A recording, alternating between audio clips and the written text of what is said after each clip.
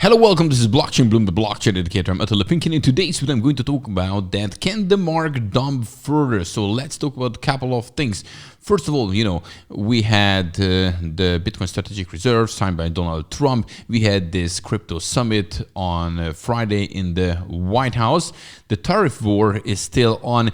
China's consumer inflation turns actually negative, so this is also pretty bad. Let's talk about the possibility, one of the possibilities, what kind of plan Donald Trump has with the dumping market, what we actually see right now. Also, what is coming out this week? We're going to have the CPI, the PPI. Let's talk about a little bit about the FOMC meeting, the next one, which is going to be next week. We also could have soon, CBDCs in Europe. That's also crazy. But when we're looking at the big picture, only 4% of the world's population holds Bitcoin now in 2025. So in that case, we are at the early stage. So a lot to talk about. Guys, don't forget, every single day I'm bringing you the freshest cryptocurrency and blockchain news here on Blockchain Bloom to keep you up to date. If that's important, then simply subscribe to this YouTube channel. Hit the like button if you like this kind of content. And now let's do it.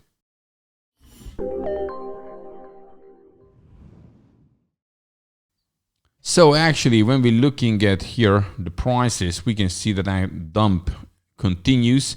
Bitcoin is at 80,457 US dollar, 3% down in the last 24 hours, 14% in a week. Ethereum at 2,051, 3% down almost in 24 hours. Looking at ENA is the only one almost, which goes up 4%, Manta 2%, Pepe 1.3, that's like nothing. But on the other hand, in the last 24 hours, Maker leading with 13% down, Aptos 10%, Tau another almost 10%, and so on and so forth, as you can see. So the bleeding continues. When we're looking at here the Bitcoin candlestick chart, what I would like to highlight that today, yesterday, and I think this is a very important thing, we closed under the 200-day moving average. And what's happening usually if you close under the 200-day moving average, many times, a bearish period is coming. It's not for sure, right? As nothing is sure in this market.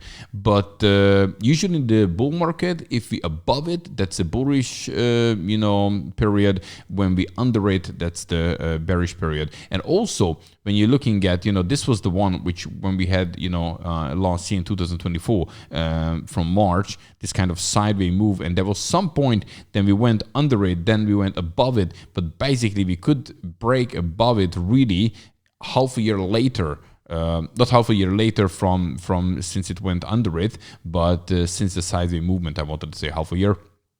And then after, as you can see, we were up. Now it's the very first time, because here so far we had just a wicks under it, but now we actually had a closing, and today we retested this line so far, and Bitcoin went down. So while I'm watching now where Bitcoin going, is 70/5 holding, or actually it will go down all the way to 96.70. So this is the area while I'm watching it. If we cannot get above it and it was just a quickie, just a fake out, and then we just continue. But overall, there are lots of, doubts on the market. A lot of things happening actually this week as well. So let's talk about the things step by step.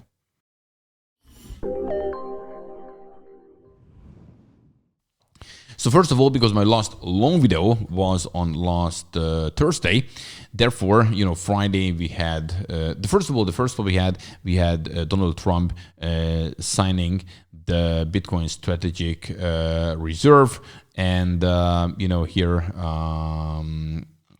David Sachs said that we have decided that Bitcoin is scarce, it's valuable, and that is right strategy. That is strategic for the United States to hold on to this as long as term reserve asset, long-term reserve asset. Sorry, bad pronunciation. Also important that Well, listen to this, Donald Trump. Treasury and Commerce departments will also explore new pathways to accumulate additional Bitcoin holdings for the reserve, provided it's done at no cost to the taxpayers. We don't want any cost to the taxpayers. So basically, they're working on it to accumulate more Bitcoin, but it's unclear how it's going to happen. So what basically happened also on Friday during the White House crypto summit, the very first one, there were a lot of great things, but in a way it was like a nothing burger, because the market already expected that these kind of things are going to happen, but there were no clear plan how they're going to accumulate Bitcoin in fast speed or whatever. This was signed, the Bitcoin Strategic Reserve before it, but how they're going to do it. Also, when you're looking at altcoins, there was nothing to talk about how they accumulate any, like XRP, Cardano, whatever it was mentioned before. So in a way, we were waiting for this, but it turned out to be a nothing burger. And now the market is waiting for something else to come. This could be actually when the inflation starts to go down, then, it can bring down the interest rates, and that can actually boost the market. And in many cases, maybe this is here the plan. But we still have the tariff war on. Look, here's from Canada. The Canadian government has rightly retaliated and is rightly retaliating with our own tariffs that will have maximum impact in the United States and minimum impact here in Canada. And my government will keep our tariffs on until the Americans show us respect. So as you can see, the tariff war is still on. More tariffs can come, announced by Donald Trump. Another thing which is not great is that China's consumer inflation turns negative. When CPI turns negative, the inflation turns negative. So there's the deflation. That's even worse than inflation. Because basically, if you remember what happened in Japan, these guys had this kind of situation for many, many years, and they brought down actually the interest rates, to zero and minus, just to encourage business and people to borrow money and do something with the economy. And yeah, I don't know how long this can go on, but negative inflation, it's not a good thing. It's actually worse than not extremely, but like high inflation in a way. So China is totally in the opposite situation. Therefore, they're doing this, stimulus things and all these kind of things. And this has in a global impact, obviously. So this is definitely, a negative thing. But now let's talk about the fact that maybe why is the market dumping and what could be Donald Trump plan? I'm not sure about it, but I found a post about it and let's discuss it.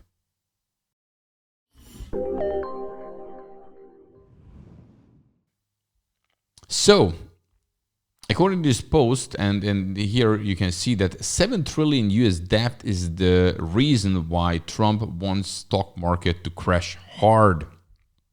His playbook: crash stock, pump bond market, and force rate cuts. So the US government has to refinance 7 trillion US dollar of debt in the next 6 months. Do they have this money? No. So there is no way Trump wants to refinance it at the current 10-year yields. So this is why he wants stock market, to crash, pump the bond price. As bond prices will go up, yields will come down, and the US government will be able to refinance their debt at a cheap rate. Not only that, lower bonds yield will also push the Fed to do rate cuts, which is bullish for risk on assets. So, question, is this the plan? We're going to see if this is plays out, but I just wanted to bring it to you guys. You can have a couple of thoughts about it. Okay, and now let's look what's happening this week, what important data is coming out this week.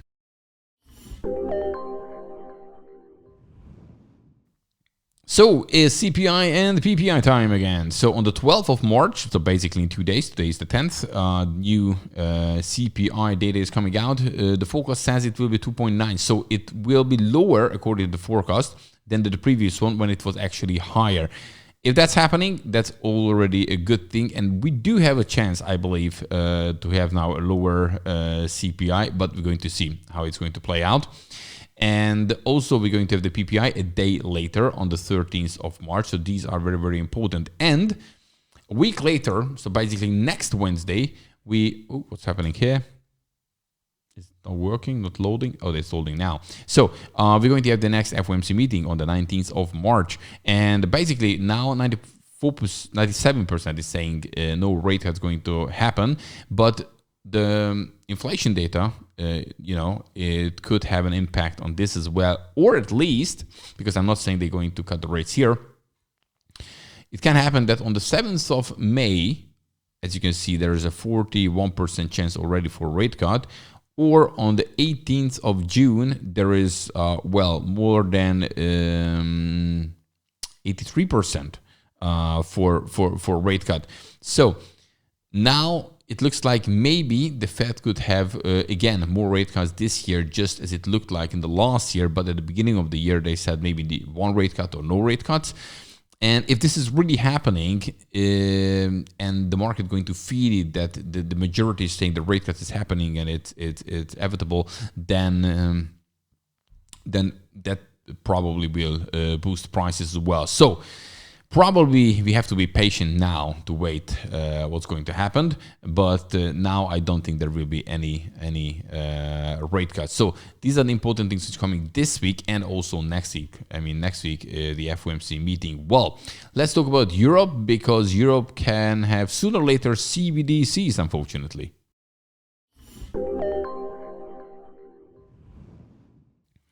Well, it looks like Europe can have CBDCs, maybe sooner than we think. European Council, meaning European Commission, so that we can eventually, not put to bed, but put to reality this digital euro. The deadline for us is going to be October of 25, and we are getting ready for that deadline, but we will not be able to move unless the other parties, the stakeholders, as I call them, Commission, Council, and Parliament, actually complete the legislative process, without which we will not be able to move. So bottom line, their deadline is October this year, and they're doing according to the progress. However, they need a couple of things, as she just mentioned.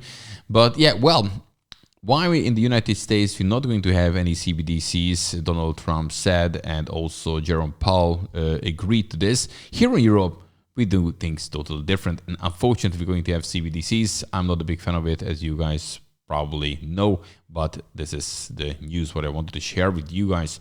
Okay, and now let's talk about adoption, Bitcoin adoption, because believe it or not, we are still early.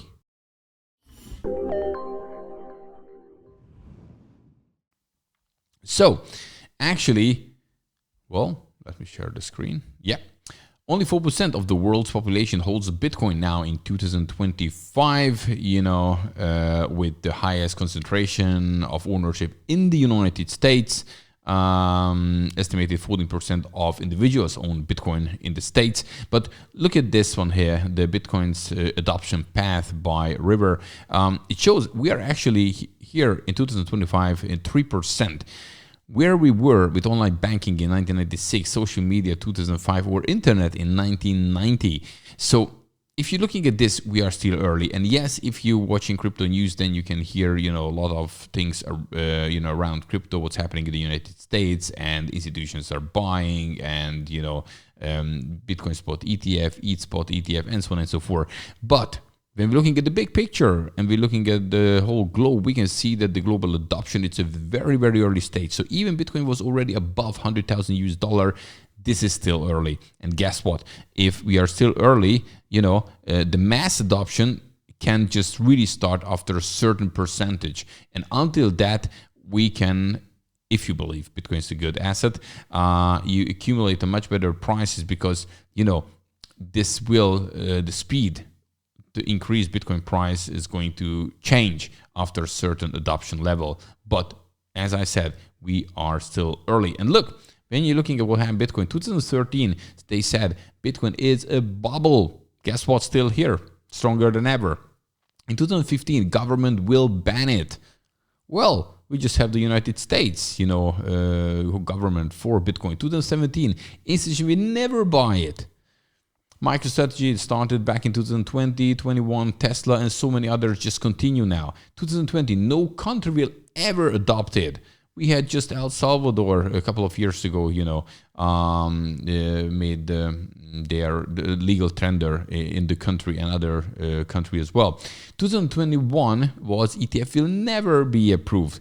Well, at the beginning 2024, so basically last year, we have since that a Bitcoin spot ETF in the United States, more of them. 2025 strategic reserve will never happen. Guess what? Donald Trump just signed it. So, this list probably going to continue.